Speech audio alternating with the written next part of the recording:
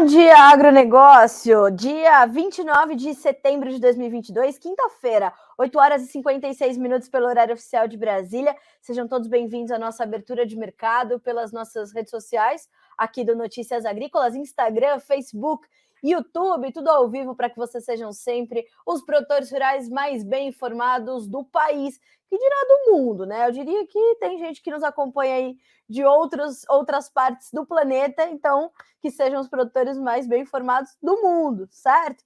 Senhoras e senhores, a gente vai começar aqui a nossa abertura de mercado, lembrando que, além de termos o apoio da Cochupé, a maior cooperativa de cafeicultores do globo terrestre, né? Não se esqueçam. Então, depois vai seguir @cooperativa Cochupé nas redes sociais. Letícia Guimarães está nos acompanhando pela redação do Notícias Agrícolas e Virgínia Alves já está se preparando para entrar ao vivo conosco, direto do Vitória Coffee Summit 2022, que estamos fazendo uma cobertura ao vivo, em tempo integral para vocês. Todos os líderes da cafeicultura estão reunidos lá no Espírito Santo, esse estado importantíssimo para a cafeicultura, principalmente quando a gente pensa em Conilon, né?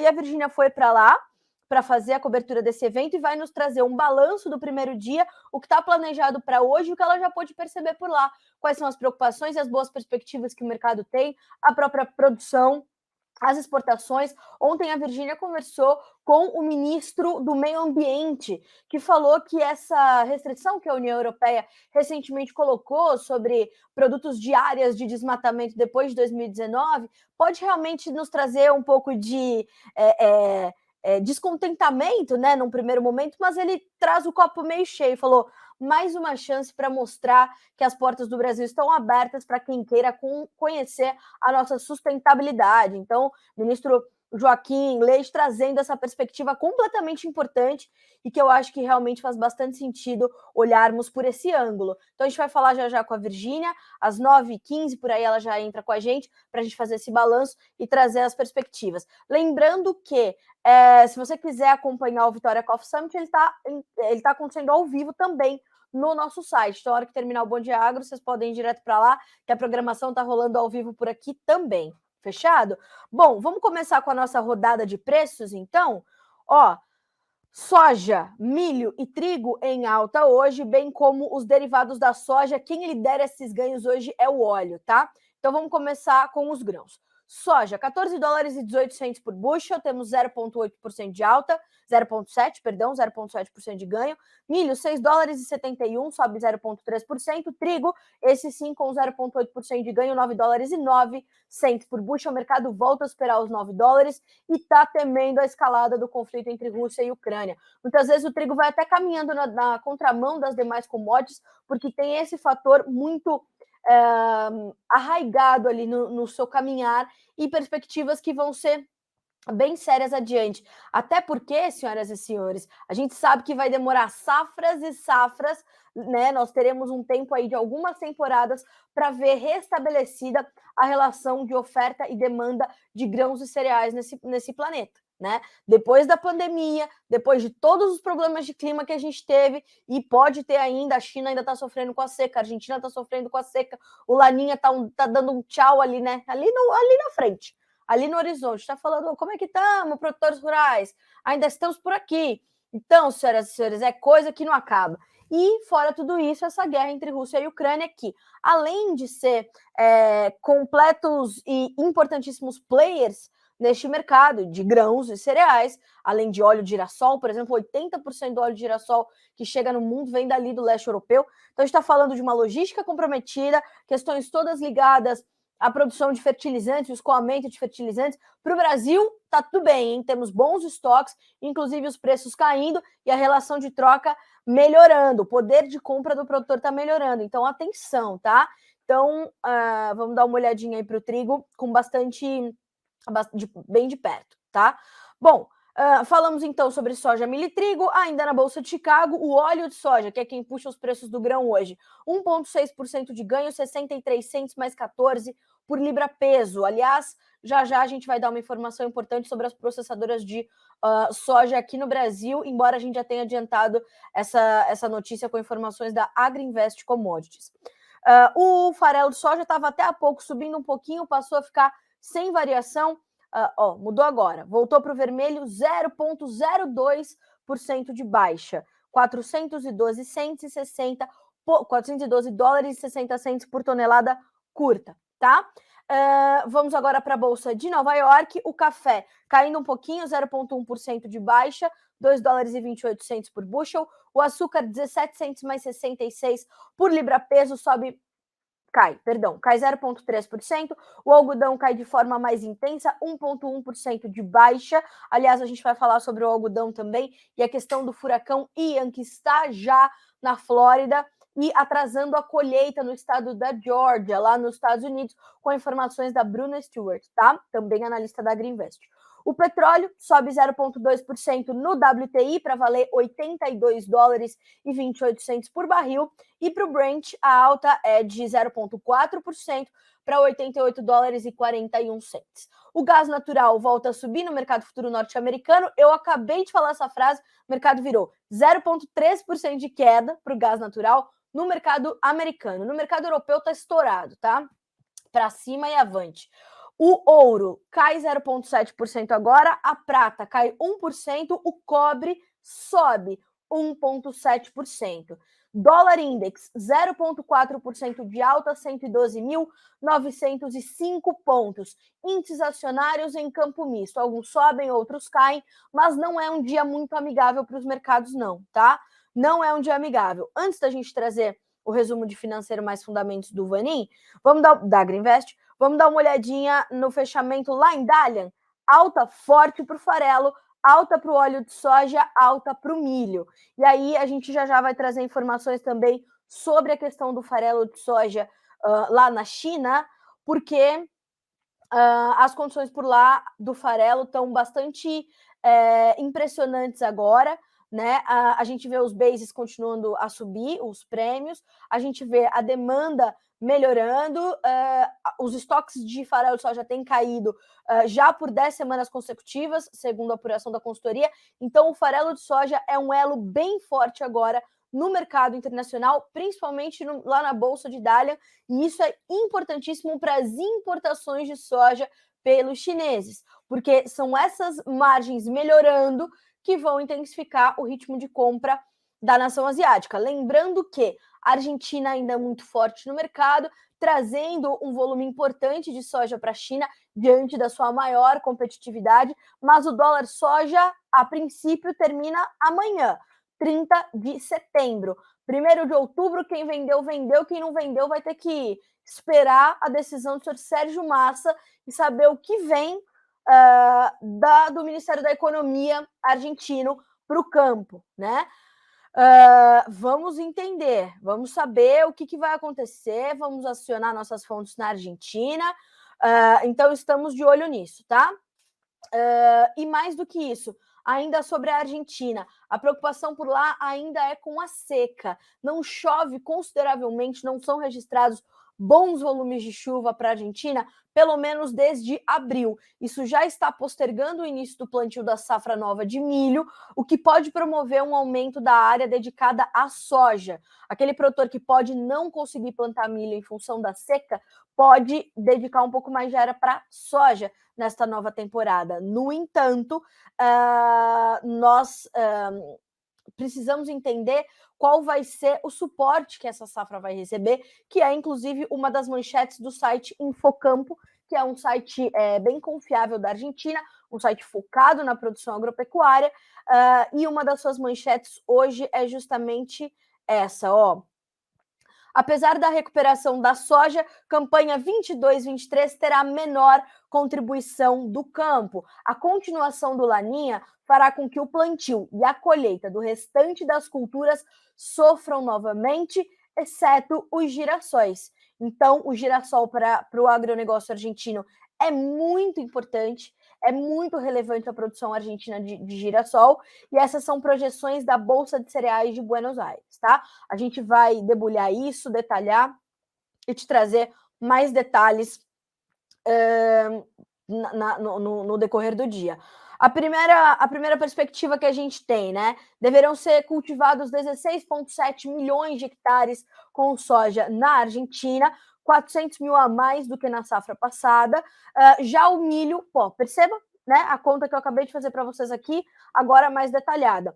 O milho pode perder 200 mil hectares, se estabelecendo em 7 milhões e meio de hectares, tá? O que nós devemos ter também? Um aumento na área de girassol para 2 milhões de hectares, 300 mil a mais do que na safra anterior. O sorgo mantendo a sua área em 950 mil hectares.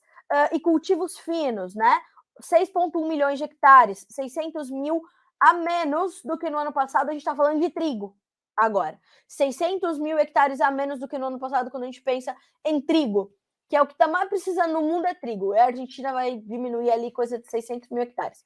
E 1,3 milhão de hectares destinados à cevada. São 100 mil a mais, tá? 100 mil hectares a mais.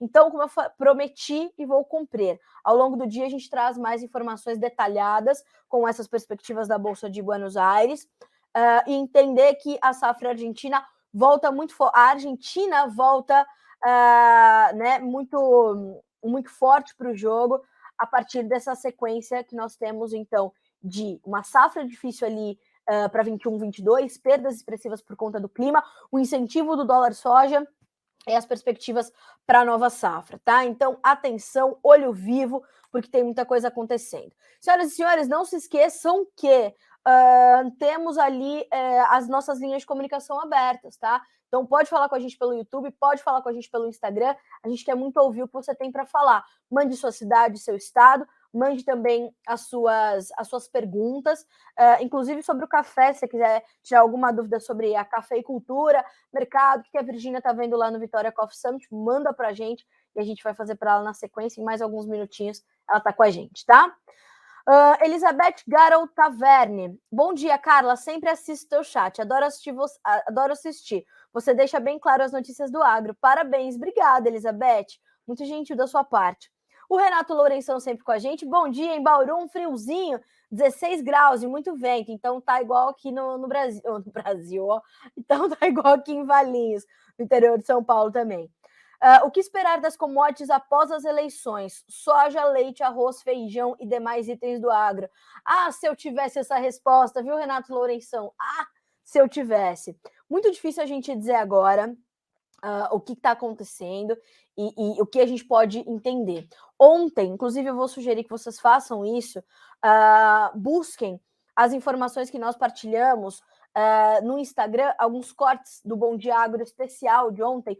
Ontem, se vocês não assistiram a edição de ontem do Bom Dia Agro, ela foi bem completa, bem especial. Os meus amigos Jonathan Simeão e Guilherme Dorigatti, o Clube dos Editores do Notícias Agrícolas, estava todo ao vivo e a gente trouxe para a conversa o professor e economista especializado em economia internacional, Roberto Dumas Damas, e os analistas de mercado, Marcos Araújo e Thiago Davino, da Agriinvest Commodities, o Davino muito especializado no mercado de petróleo e de energias.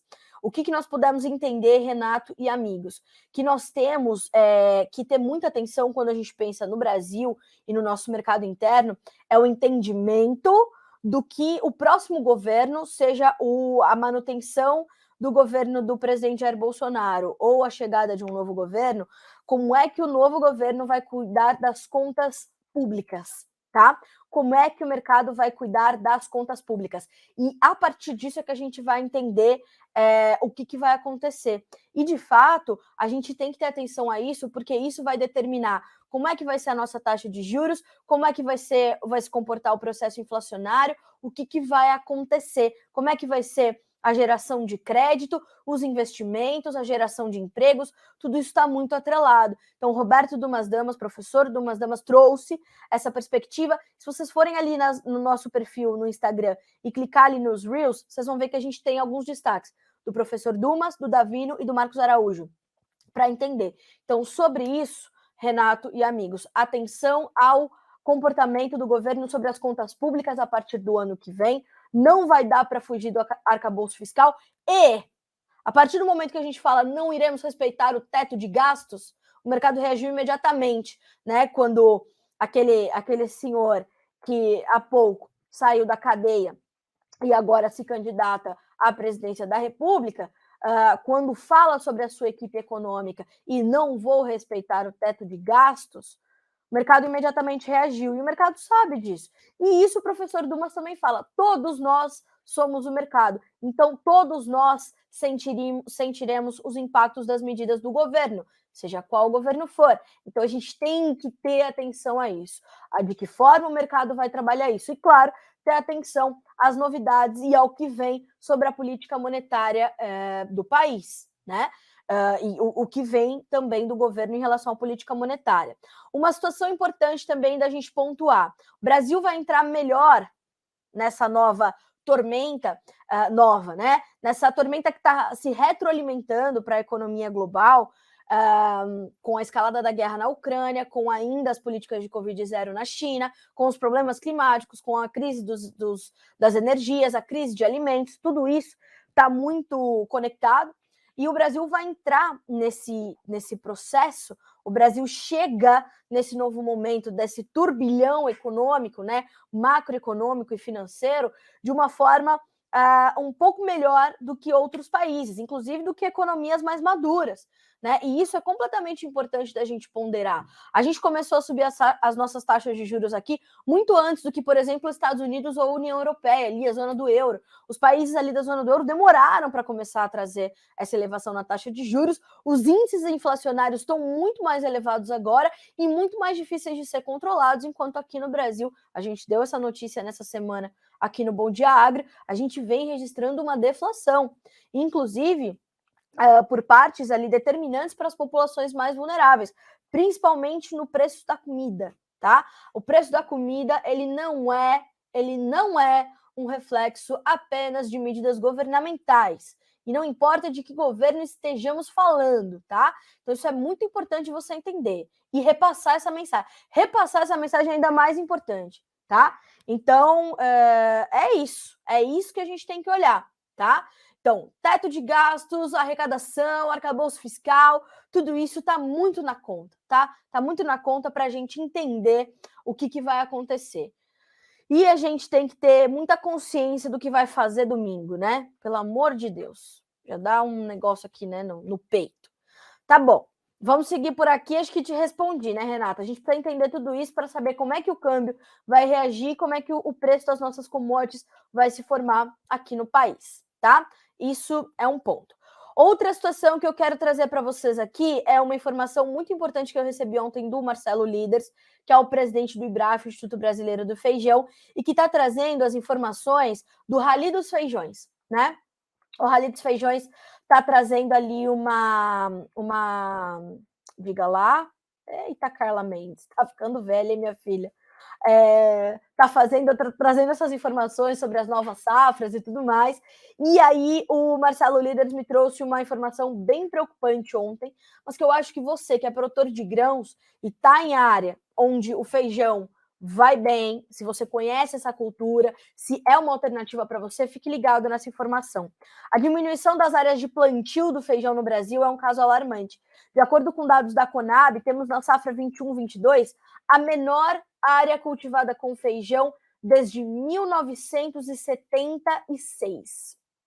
Mesmo com os avanços tecnológicos e de pesquisa, não é possível aumentar a produtividade a ponto de equiparar a perda de áreas plantadas. Enquanto isso, segundo dados do IBRAF, o Instituto Brasileiro de Feijão, Pulses e Colheitas Especiais, o consumo da população brasileira gira em torno de 223 mil toneladas de feijão. As contas não fecham e os reflexos são graves. O principal deles é a falta de um dos principais produtos da cesta básica brasileira na mesa da população, seguido do aumento do preço nas gôndolas, que acaba limitando o poder de compra de boa parte das famílias. Ou seja, falta do alimento que, de qualquer forma, seja por escassez ou preço, está acontecendo. Abre aspas para o Marcelo Líderes. Há tempos não temos excedentes. Todo feijão carioca colhido é imediatamente consumido. Abriremos o ano com uma redução de 13% no Paraná, o que significa que não haverá recursos significativos no momento da colheita em janeiro e fevereiro. Estamos levantando as áreas de plantio dos outros estados,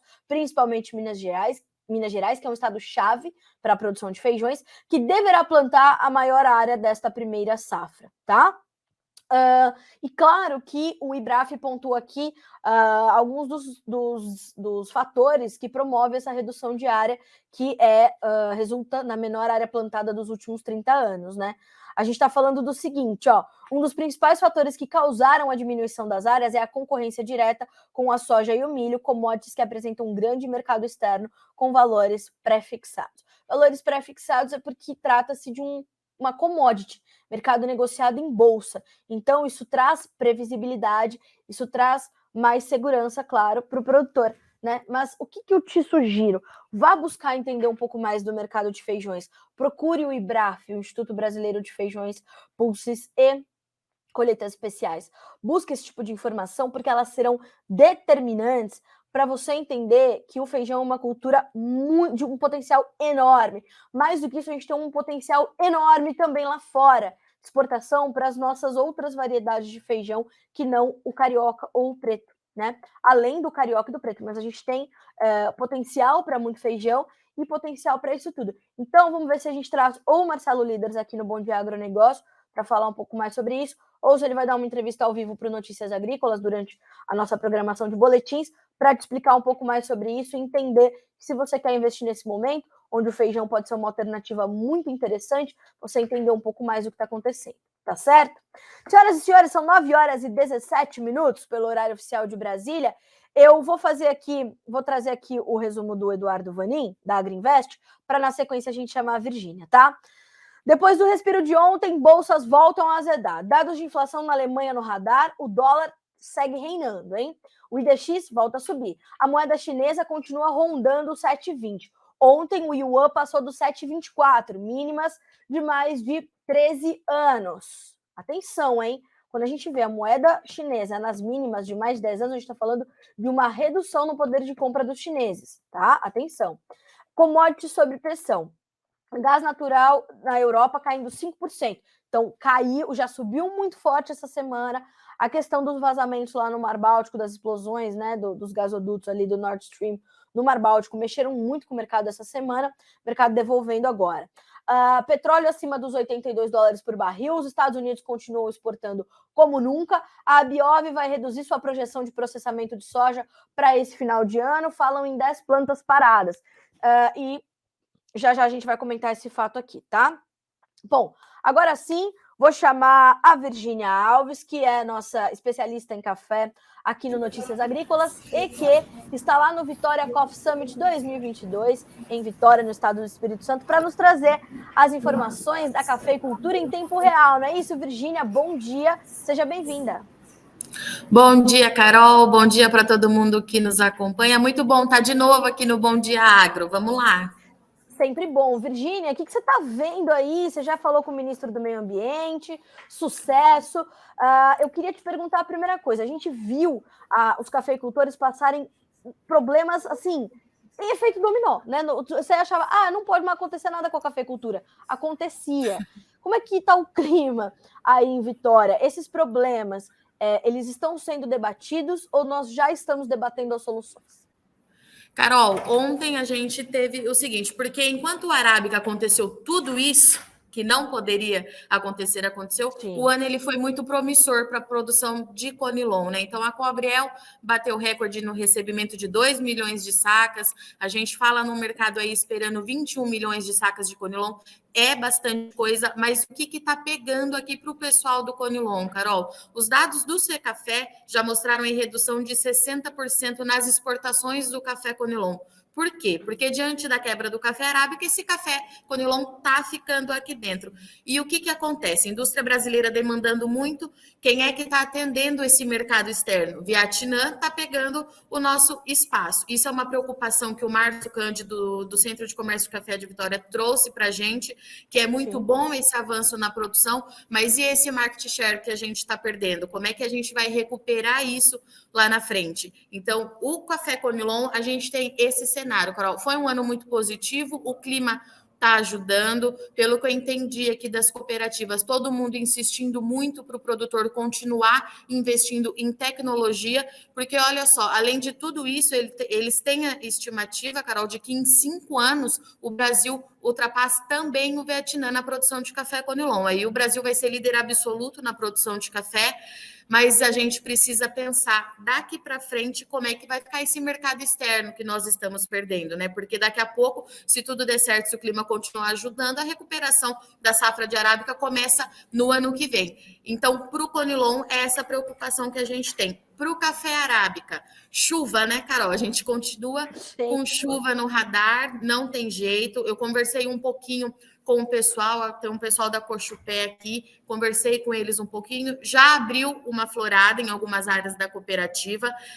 Eu vi que ontem a Reuters soltou um material dizendo que a Cochupé acredita que seja aí a principal florada para a safra de 2023, mas a preocupação é com essa primavera, né, Carol? Com laninha. E se parar de chover? Se parar de chover, não adianta nada dar aquela florada bonita, exuberante, exato, que parece que você está num filme romântico, como o pessoal falou aqui ontem, porque precisa continuar chovendo, porque flor não significa fruto, né, Carol?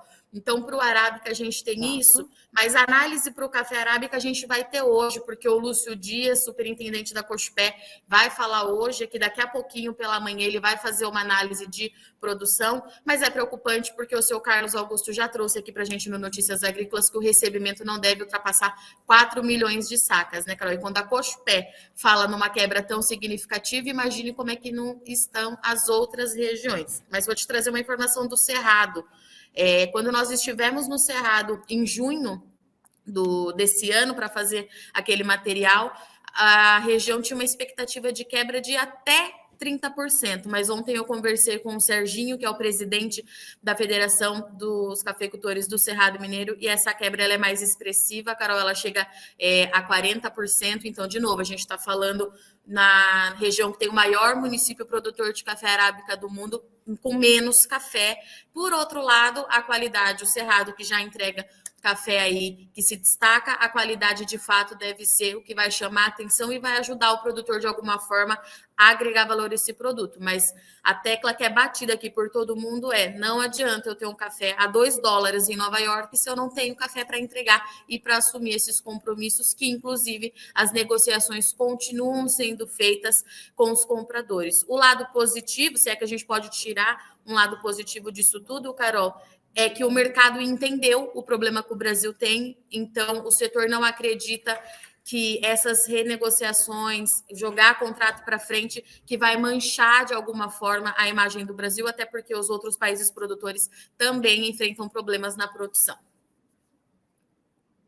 Olha para o arábica e essa questão dos negócios, a gente já tinha visto os especialistas falando sobre essa necessidade que o mercado tinha de, em algum momento, entender que o Brasil perdeu muito café, que a gente não ia ter condições de atender e que, claro, isso é um fator completamente avesso ao controle do produtor. Não tem como a gente controlar a questão climática e também não tem como, no panorama atual, no contexto atual que a gente tem de commodities agrícolas, do mercado, de commodities de uma forma geral, não negociar antecipadamente.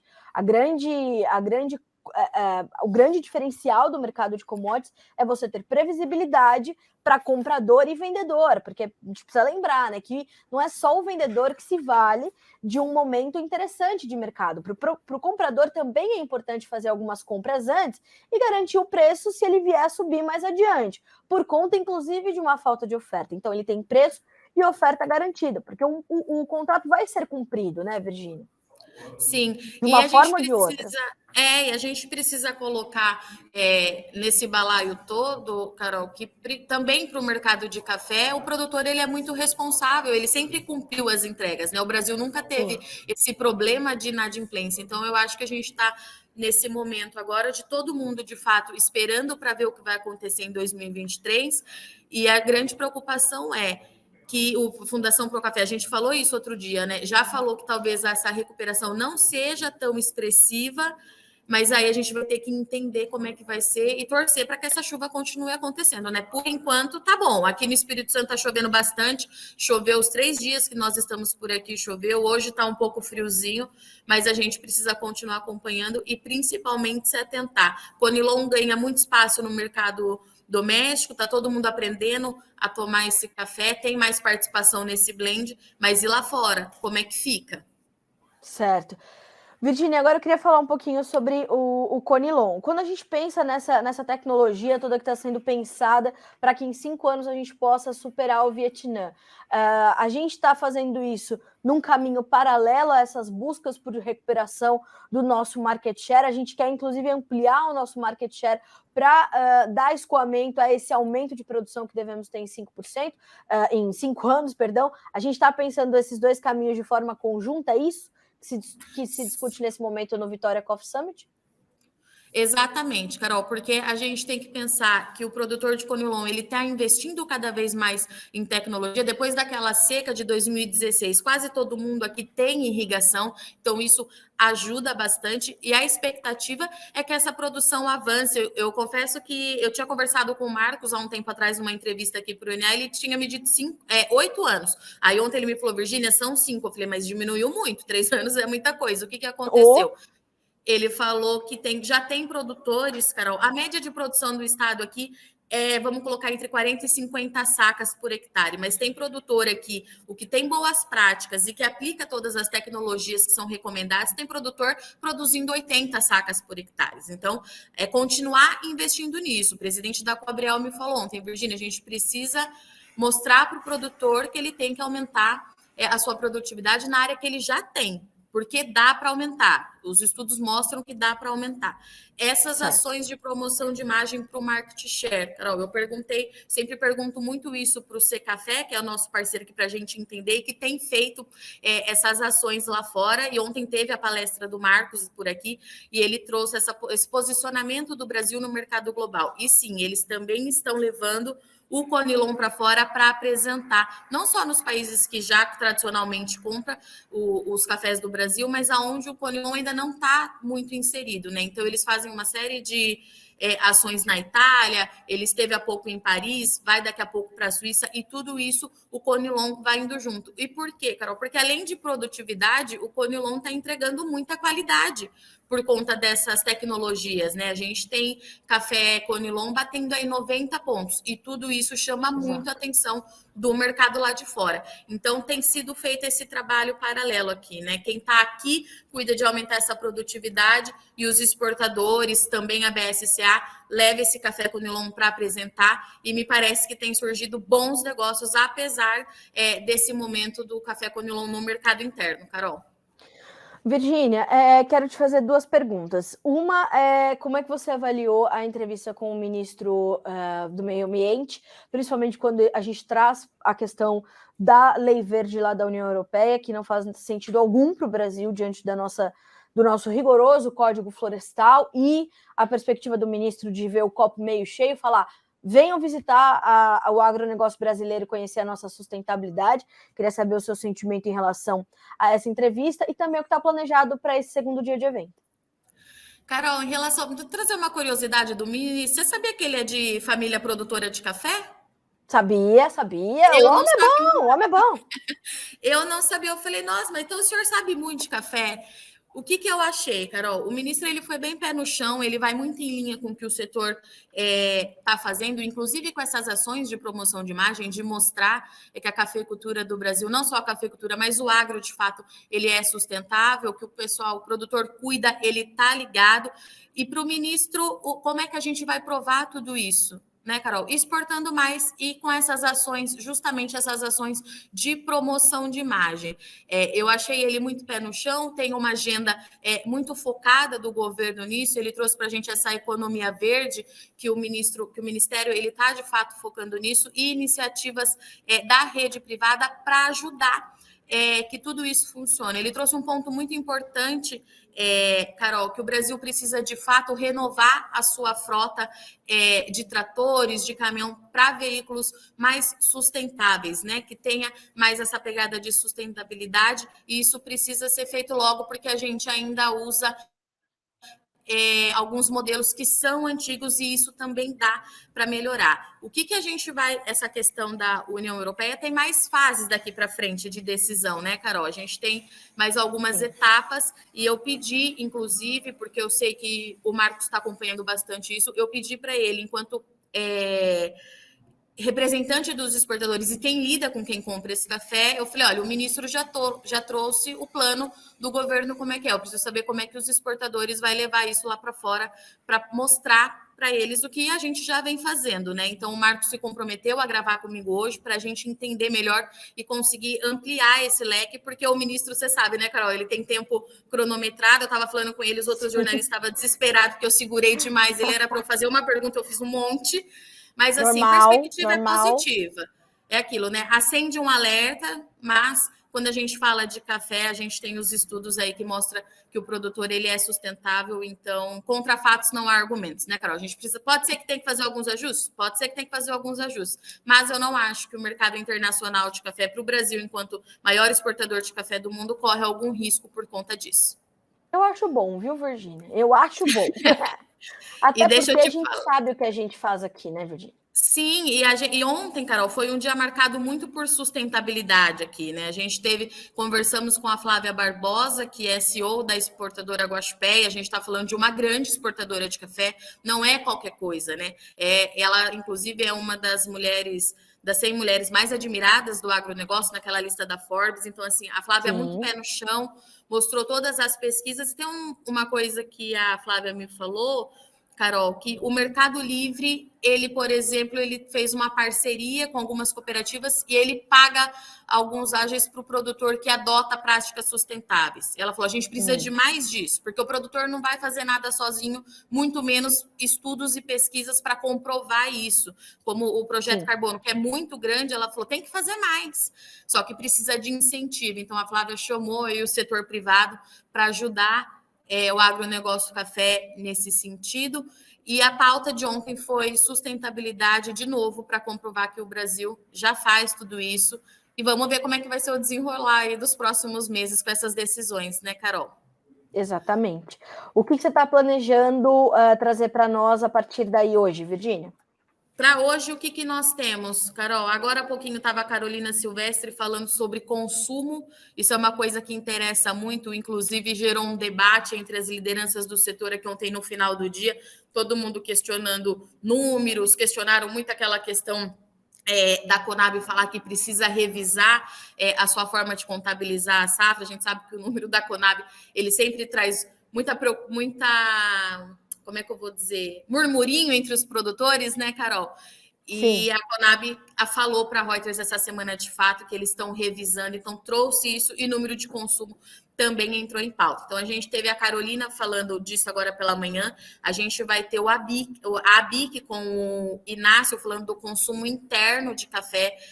Eu conversei com o Inácio um pouquinho ontem, ele já me falou que é positivo, apesar dessa questão de alta para o consumidor final. Ele falou, Virgínia, continuamos firmes, o café vai indo bem, vou conversar com ele daqui a pouquinho, e aí chega uma parte muito interessante que a gente vai ter o Lúcio Dias falando de mercado para o café arábico. O Lúcio sempre traz uma visão muito ampla, e a gente tem também o presidente da Coabriel para falar para o mercado de Conilon, Carol. Então, hoje é um dia assim de números e números de consumo, que está todo mundo atrás, tentando entender, e principalmente de mercado para a gente ver se a gente consegue, né, de fato, desenhar uma linha do que vai acontecer no mercado do café, que muda aí a cada 5 minutos. Então, por hoje, é isso aqui que o Vitória Coffee Summit está reservando para a gente, Carol. É isso. Vamos acompanhar, a gente espera aqui as tuas interações, o material que você vai mandar para a gente. Te agradeço por estar conosco hoje no Bom Dia Agro, nos trazer esse panorama tão completo sobre a cafeicultura brasileira, que é um dos nossos destaques, é uma das joias da coroa do agronegócio brasileiro, já há tantos anos, né? A história deste país se confunde muito com a história da cafeicultura. Nós temos muito orgulho desse setor e você, como sempre, fazendo um brilhante trabalho. Vi, obrigada, bom trabalho para você e para o Renanzinho por aí. Até bom amanhã, trabalho para você. Eu tô aí. Um beijo. Fechado, até amanhã. Beijo para todos. Um beijo, até mais. Senhoras e senhores, Virgínia Alves, nossa especialista em cafeicultura, aqui do Notícias Agrícolas, nos trazendo as informações do Vitória Coffee Summit 2022, que está ao vivo neste momento pelo noticiasagricolas.com.br. Então, direto para lá, se você quer acompanhar esse evento. Lembrando, tá, pessoal? Tem uma página só para ele aqui no nosso site também, ali, eventos, você vai clicar no Vitória Coffee Summit, tem todos os conteúdos que a Virgínia está preparando por lá, já tem mais informações para chegar aí para você nas próximas horas, fora tudo aquilo que ela está produzindo neste momento lá no estado do Espírito Santo, ok? Informações importantíssimas, boas perspectivas para Arábica e Conilon estourado, 5 anos podemos superar o Vietnã, precisamos recuperar o nosso market share. Arábica, atenção às negociações, já que os preços estão se recuperando, mas não há café para entregar. Então precisamos ter a continuidade das chuvas para as regiões que começam a registrar a florada. Como a Virgínia pontuou, de nada adianta ter uma bela de uma florada, não ter condições hídricas para continuar o ciclo, as florzinhas virarem frutos e a gente ter uma bela safra, uma safra de recuperação. Mas o alerta é muito sério e desde já de alguns meses a gente tem ouvido a Fundação Pro Café falando, não se animem tanto com a produção 2023 porque a recuperação não vem ali, tá? Então, para fazer negócio, ainda é um cenário de bastante turbulência para o café, mas com perspectivas bastante positivas, tá? Bom, falamos bastante hoje sobre café, era um Bom Dia Agro mesmo dedicado ao café nesta quinta-feira, mas a gente vai falar agora um pouquinho também sobre o mercado de grãos. A soja está subindo, nesse momento a gente vê o novembro com 14 dólares e 15 cents por bushel, sobe 6,5 pontos. O janeiro, 14 dólares e 24, 8,5 pontos de ganho. O março, 14,28, 7,5 pontos de alta. O maio, 14 dólares e 34 cents por bushel. No milho, as altas são bem mais tímidas, variam de 2 a 3 pontos nos principais contratos. Dezembro, 6,72, março, 6,79, maio, 6 dólares e 80, julho, 6 dólares e 74 centos por bushel. Senhoras e senhores, para o mercado da soja, para o mercado de milho, as informações ainda são quase que as mesmas. E, de fato, o mercado espera por novas notícias para ter um posicionamento melhor, mais claro, né? Então, para a soja, clima para a colheita americana, clima para o plantio sul-americano, atenção ao comportamento da demanda, atenção às vendas argentinas e atenção ao mercado financeiro, que vai englobar desaceleração no crescimento chinês, comportamento do dólar, comportamento do dólar index, comportamento do farelo de soja lá na Bolsa de Dalian. Vamos detalhar essa situação com informações da Agriinvest. E, claro, amanhã vamos receber dados importantes dos estoques trimestrais norte-americanos de grãos na posição de 1º de setembro. A comparação deve ser feita com o imediato ano anterior, ou seja, 1º de setembro de 21. E a expectativa do mercado é de que nós vejamos estoques menores em relação ao mesmo período do ano passado para a soja lá nos Estados Unidos, o que mostra que temos ainda um problema com a oferta global de soja. Será preciso chegar a uma safra cheia do Brasil para começar a restabelecer as conexões ali, as relações de oferta e demanda, que nesse momento a gente tem uma relação de estoque e uso da soja ajustada, tá? Então, isso é que faz com que os preços, ao cederem bastante, voltem para garantir patamares que não vão estimular a demanda de forma muito agressiva, muito rapidamente, né? Então, o mercado também faz esse papel de regulador. Nesse momento, quando a gente vê a soja a 14 dólares e 14 cents, a gente precisa lembrar que ontem testou as mínimas de 2 semanas e testou patamares abaixo dos 14. O mercado completamente volátil. Hoje, as altas já eram mais fortes, chegaram a variar entre 11 e 15 pontos e o mercado vai devolvendo um pouquinho. Por quê? Os fundamentos estão ali quase que em suspenso. A gente está vendo movimentações que trazem informações diariamente, mas informações que o mercado já conhece e quase que já tem precificado. Agora as atenções estão muito fortes sobre o clima na América do Sul. No Brasil, apesar do excesso de chuvas em algumas regiões, principalmente como é o caso do Paraná, o plantio começa bem. Precisamos olhar para o plantio no Paraguai, que também caminha legal. A Argentina só chama atenção pela falta de chuvas. E isso aí a gente já puxa o gancho para o milho, já que a gente tem uma demora para começar o plantio da nova safra de milho lá da Argentina, em função dessa falta de umidade, tá? Bom, para a soja, esse é o quadro. Para o Brasil, soma-se comportamento cambial e comportamento dos prêmios.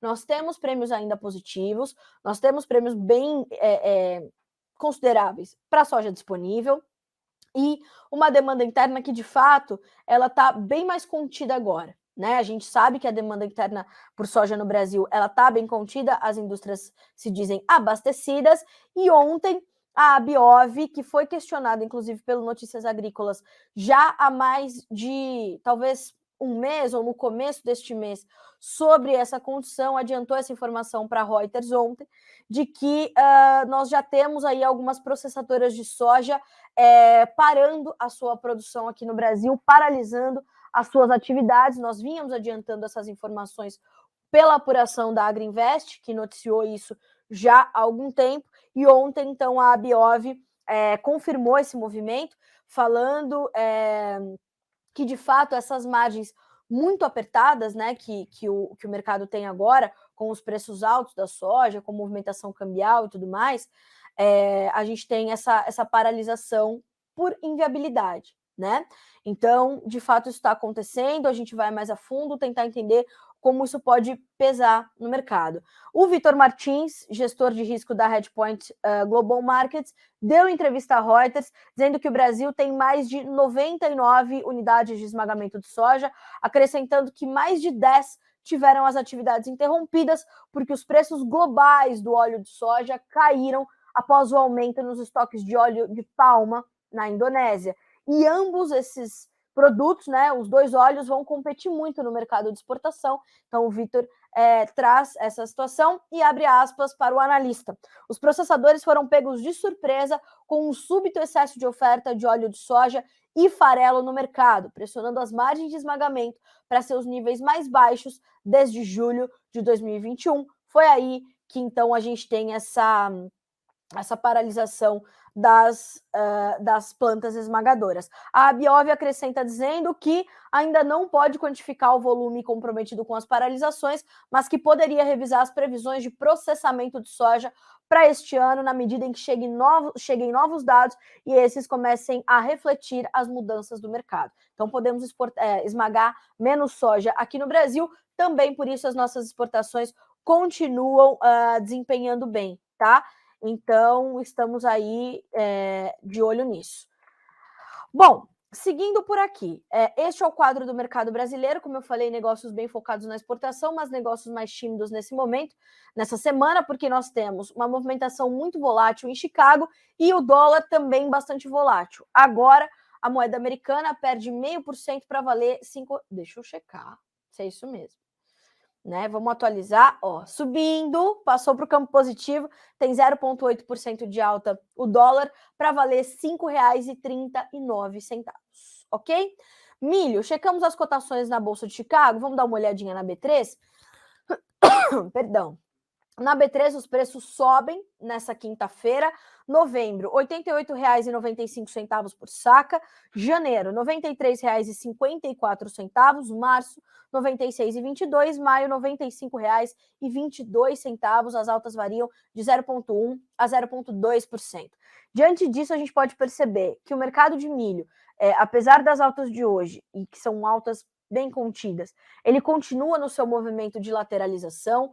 Há uma dificuldade de liquidez no mercado agora, os compradores seguram mais as suas compras e os vendedores também estão um pouco mais reticentes porque querem preços melhores. A exportação continua dando boas oportunidades, os preços nos portos superam os R$ 90 por saca, a paridade de exportação está interessante, liquida no interior do país um pouco menos do que já vimos, claro, com a safrinha plena disponível no mercado para ser comercializada. Isso vai acontecer quase que dessa forma, tá certo?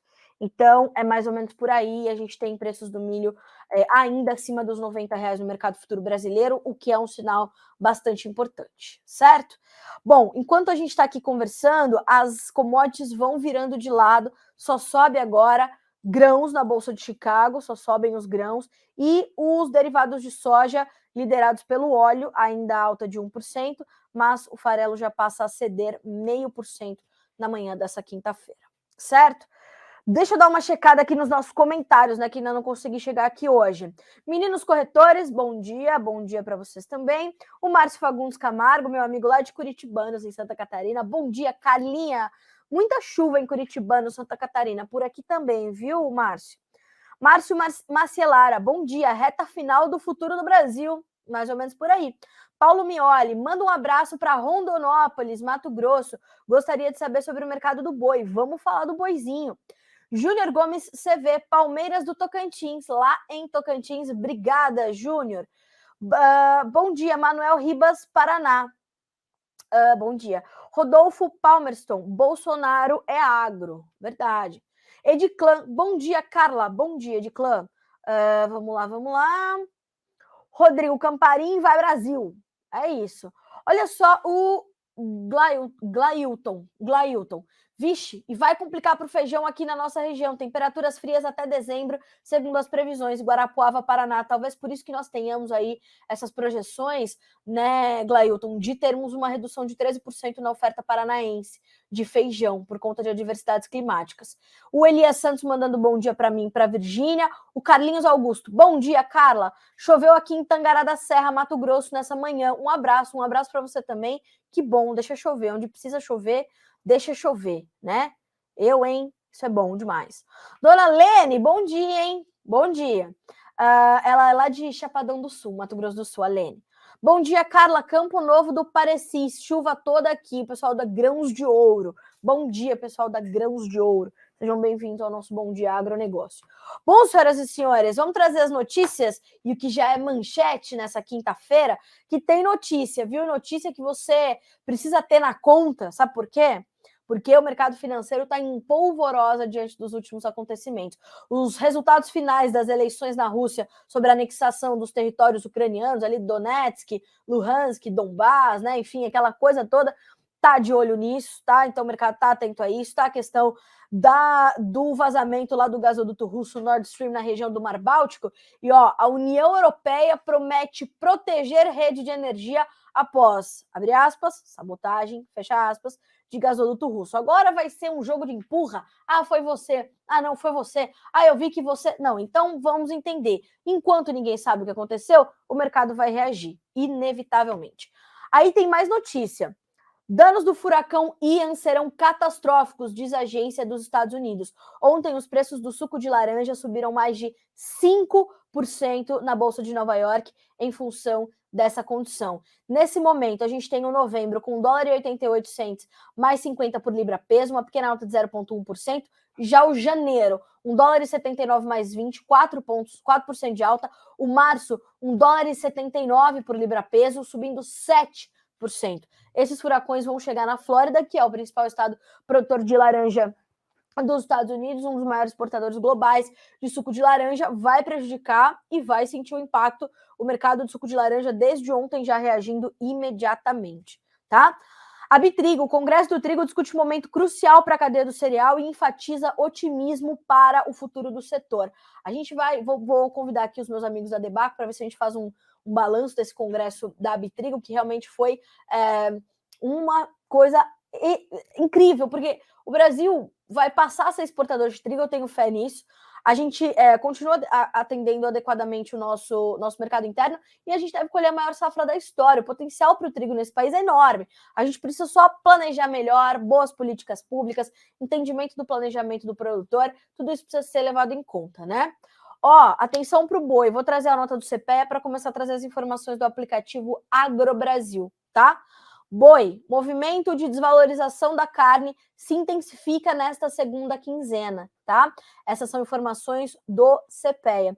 Na entrevista de ontem, inclusive, nós vimos mais uma vez esse assunto estar em pauta, né? O Gustavo Figueiredo, que é sócio da Radar Investimentos, trouxe essa questão das vendas de carne preocupando, tanto aqui no Brasil quanto as para a China, que começaram a dar uma patinadinha, segundo o Gustavo. A gente está falando, na manchete do Gustavo, de um boi de 290 por arroba virando teto em São Paulo, com a pressão aumentando e as chuvas atrapalhando o confinamento e novas vendas de carne bovina para a China, patinando, tá? Então, se você quiser recuperar, às 11h30 tem informação novinha em folha para ti aqui no Notícias Agrícolas, tá?